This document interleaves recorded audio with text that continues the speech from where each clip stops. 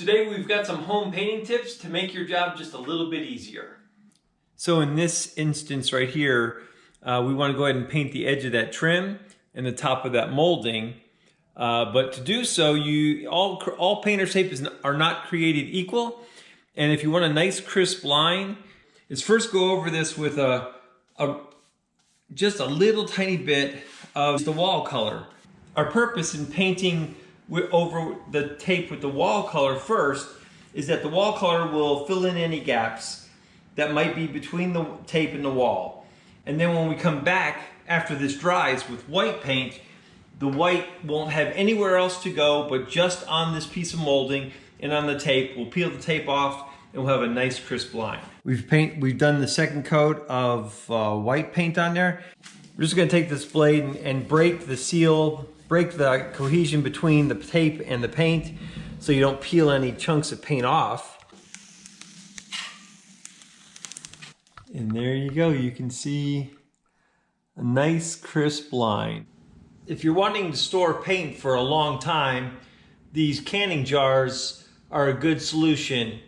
Yes, there's a risk in having something that's glass. You gotta take care of it.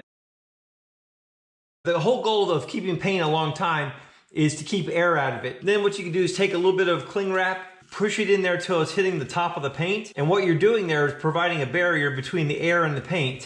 What makes these canning jars so advantageous is they have the lids have that rubber seal on it.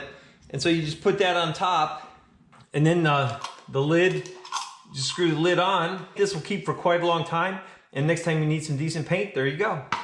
Whenever I open up a new can of paint, but before I pour it out, I always make sure to take a hammer and nail and puncture the inner ring of the can several times.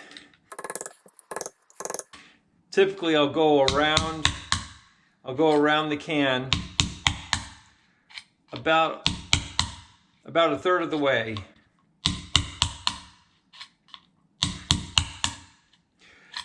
The reason I do this is because when I pour this paint into say a pan, the secret to keeping paint lasting as long as possible is to get all the paint out of the ring of the can.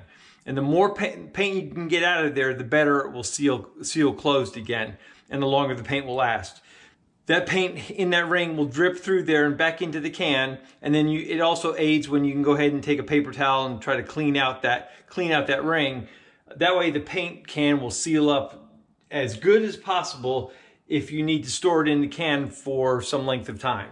The next tip is, if you don't have one, get one of these. These are called paint decks, and you can get these at the Sherwin-Williams store. This way you can carry the whole paint store here with you, and all of them, on all of these individual colors, are the names and numbers. And that's super helpful when you're trying to pick a paint color and trying to match furniture and match carpet. It's a great time saver. So make sure you get one of those. You can see here we've patched a couple places in the corner of this wall. That's just a drywall patch. Before we can paint it, we have to prime it.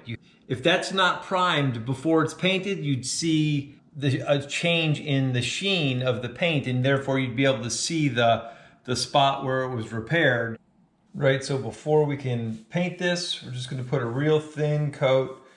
We'll go over it with a roller after this is all dry to maintain that orange peel appearance that you get with a roller. So by priming, we make sure that drywall mud is sealed, and now it's ready for the final coat of paint. Have you ever had that happen before? You're painting a room and your brush goes, or your roller goes a little haywire, all by itself, of course, and you end up painting the ceiling? Well, one thing you have to be really careful of, and the newer your house, the more likely it is that that ceiling is not painted, but drywall. And like this ceiling here has a texture to it, and you can feel it, and it doesn't feel painted. So if that ever happens to you, before you rush out and try to paint the ceiling, take a sanding grate, rub it on the ceiling, and see if white comes off.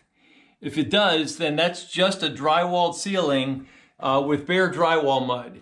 And so you can't paint over that unless you paint the entire ceiling. So the best thing to do is take a sanding grate and sand that paint off so you can restore it to its original look. If your ceiling's already been painted, then of course you can go ahead and try to find the matching color of your ceiling and paint it. But the newer your house is, the more likely is this is going to be your solution to getting rid of a paint mistake.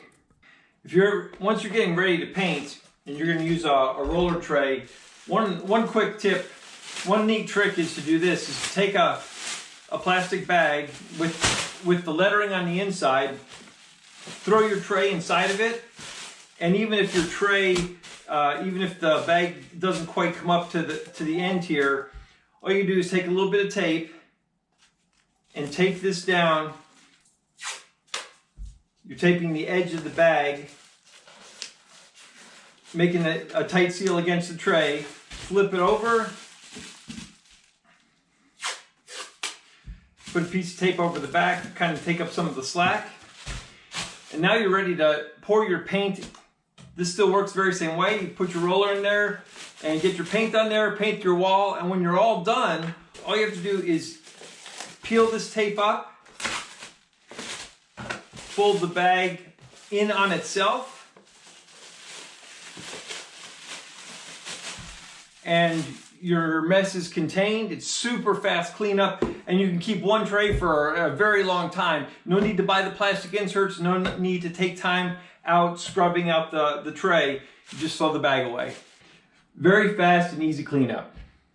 Let's say you get interrupted and you want to hurry up and be done painting, and you don't want to take time to clean your brush, or you know you're coming right back. You can just use cling wrap, and all you do is lay some on the ground and wrap up your brush. First go sideways and then from the top, then sideways again. And what you do is you wrap it up really well. No air is getting in there, so that paint will stay on that brush wet till you come back. And sometimes depending on how well you did, you can come back days later and the brush will still be usable. With rollers, you can do the very same thing. The only thing is you got to be very careful to get it real tight on this end, and this end, keep the air out. So to go ahead and wrap up a roller, all you do is lay the cling wrap down on the ground a little wider than the actual roller itself, and then start from the top and then just roll it towards yourself like that. And what you're doing is rolling all that paint up into the roller, keeping it tight. And then from this end, you just take it and wrap it around real tightly. Same thing on this side, just twist it up, and that's it. It's good to go. You buy yourself a lot of time and you save a lot of cleanup by doing that. All right, so let's say it's the end of your painting for the day and you're gonna put the lid back on. And after you've cleaned this out and you put your lid back on, it's always a good idea, no matter how good of a job you did cleaning out that groove, to throw an old sheet or a blanket over the can as you hammer down the lid. Because if there's ever a spot of paint in there and then you hit it with the hammer, it just splatters out everywhere. So this is just a good safety tip, just so you don't have to redo your work later on. There are typically two kinds of surfaces of finish paint, and as I get close to this, you can see there are like dimples, and it's kind of an uneven surface. That's what a roller will do for you. It leaves that surface that's a little bit textured. That's called orange peel, and just like the skin of an orange. If you're looking for something that's much more polished, much more mirror smooth, then what you want to do is use something like this. Both of these little rollers are for smooth surfaces, and this one is for ultra smooth finish. And so what you use is a roller like this. Typically these are for if you were doing furniture, or if you were trying to get that sheen on the door that's just so smooth, and even as I go close, there's no texture to that whatsoever. If that's what you're trying to achieve, then you would go ahead and get a roller that's like this for those kinds of very fine finishes. So doors and furniture would get a roller something like this, and then walls have a little more texture to them, and that's what you get with a typical roller. We're Amazon affiliates, so just check out the link in the description below if you're looking for any of these products. Hope this video helps. Don't forget to subscribe. We'll see you next time.